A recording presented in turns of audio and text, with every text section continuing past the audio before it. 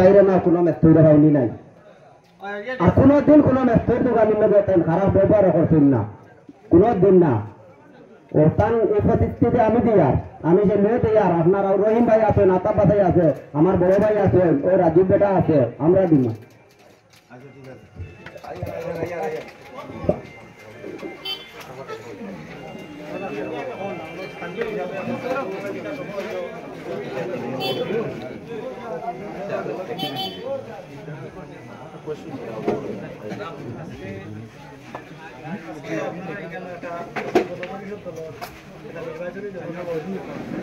পরিষদ প্রার্থী আইন উপস্থিত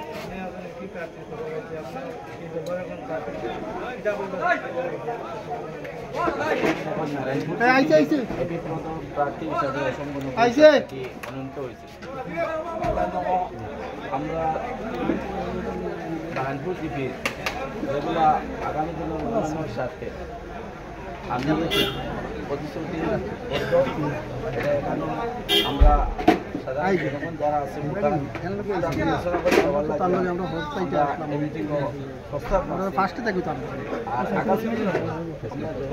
যেগুলা সমস্যা আছে রাস্তাঘাট পানীয় জল এবং কৃষি ভাতা অরুণোদয় থেকে শুরু করে এগুলা প্রকল্প সরকার থেকে বাস্তবায়ন হোক সেগুলা আমরা সাধারণ জনগণের কাছে প্রতিশ্রুতিবদ্ধ যেটা আমরা সমস্যার সমাধান করব আগামী দিনে।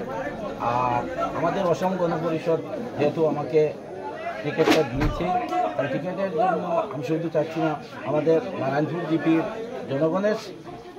জনগণের কাছে সেটা আহ্বান রাখছি যে টিকিট মেইন নয় আমাকে লোকাল ছেলে হিসাবে যদি আমি আমাদের সমস্যা যেগুলো সাধারণ জনগণের আছে সেটা যদি আমি মেটাতে পারি তাহলে আমাদের জনগণ বিবেচনা করবে সেই আশা রেখে আমি নারায়ণপুর জিপির সবাইকে আমার জনগণকে ধন্যবাদ জানাচ্ছি।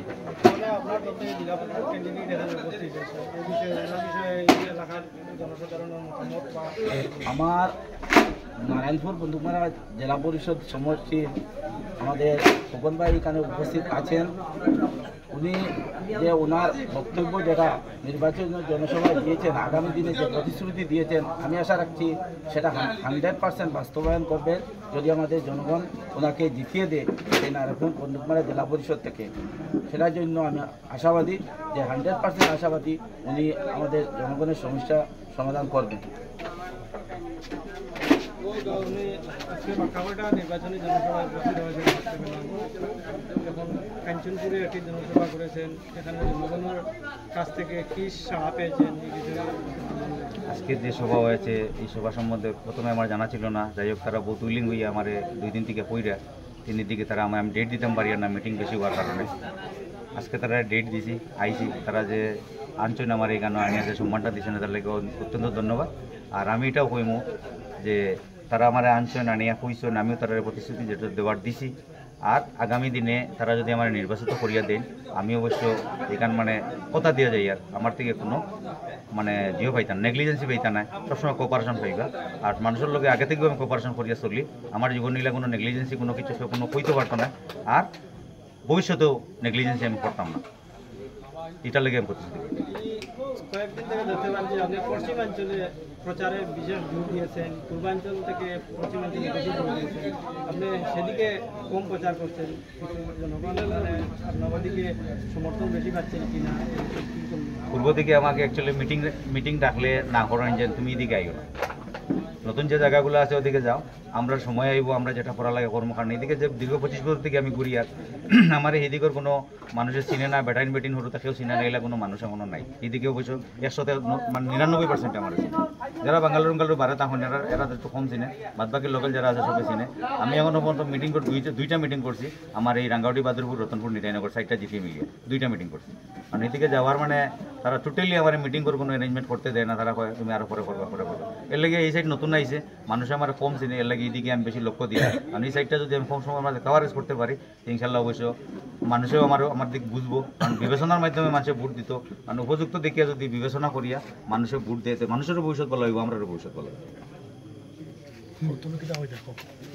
এই জায়গা হইল আলগা উত্তর ইলাকান্দি জায়গা সৈদুল চৌধুরীর জায়গা। এই জায়গা সৈদুল চৌধুরী বারবার রিটার্ন করছেন। আজকে দেখার বাদে এই জায়গার মানুষ পুরা জনুন থাকেন সৈদুল চৌধুরীর কারণে।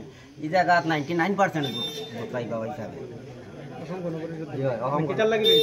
এই জায়গা সৈদুল চৌধুরীর নেতৃত্ব দিয়া গেছে। সৈদুল চৌধুরীর লগে একটা মায়া আছে। আশা করি আর যতটা জিপি আছে সব জিপির থাকে এই জিপির ভোট বেশি পাইবা। তখন একটা কথা হইলো এই জায়গায় ভোটটা হওয়ার মেইন পয়েন্টটা হইলো এখন খুব বর্তমানে যে আমরা 3 জন ক্যান্ডিডেট আছেন 3 জন ক্যান্ডিডেটের মধ্যে হইলো 2 জনের মানে ব্যাকগ্রাউন্ড খারাপ আছে। একজন একবার করে জেলা পরিষদ ক্যান্ডিডেট আমাদের ঠান্ডা কুমড়ো তাই গেল বিধানসভা ইলেকশনও কীরকম করছেন জেলা পরিষদ লইয়া ইয়ে করছেন এরপরে বিক্রি খাইছেন সব মানুষের জানা আছে। এটা তার যে ব্যাকগ্রাউন্ড আছে সবাই জানা আছে। যেমন ধরুন আব্দুল উকিলে গুন্ডামি করিয়া সান্দামি করিয়া পয়সা দিয়ে কংগ্রেসের টিকিট লেগে গেছেন। মানুষের একটি আবেগ আছিল হাবিব রশিদ থাকার কারণে কংগ্রেসও ভোট দিতে হবে। তাই যেতিয়া 27 লাখ টাকা বার করতে আনি না যে সময় জনগণের কাম তাই মানে মানুষের একটা আবেগ আসলে যে কংগ্রেসে ভোট দিব হাবিব রশিদ দেওয়ার পরে তখন তারা টিকিটটা বিক্রি করছেন পয়সা নিচ্ছেন। আব্দুল উকিলে তার গুন্ডা বাহিনী লিয়া গিয়ে মাইকিং করে টিকিট নিয়ে গেছেন। আমরা যে ক্যান্ডিডেট আছেন আমরা যে ক্যান্ডিডেট আজকের দিন অসংখ্য আমরা যখন এখানে 80% মানুষ হইলাম মেস্তর। আমরা কাঞ্চনপুর নগ্রাম এলাকাত 80% মেস্তর মানুষ। তখন সারা মানুষের লোকে খাস টান লোকে করা আছে। মেস্তর টান করে গেলে 2টার সময় গেলেও মানে কোনো অসুবিধা নাই। যেটা আমি ঢুকা যায় ভাগ্যর থেকে লইয়া ওপেনলি টান 3 তলা